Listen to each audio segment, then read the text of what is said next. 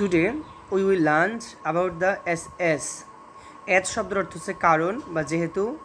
তো আমরা আজকে শিখব যে একজন শিক্ষক হিসেবে অথবা একজন শিক্ষকের মতো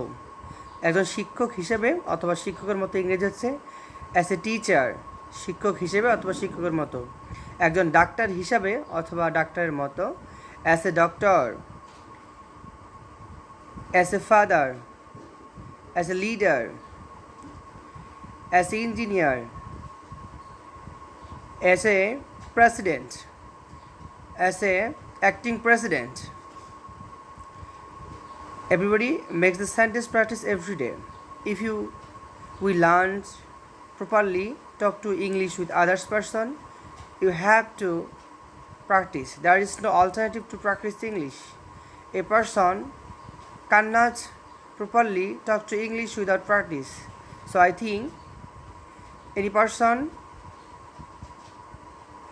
minimum 5 minutes everyday practice, any place, any hours, you will be a good learner or speaker in English.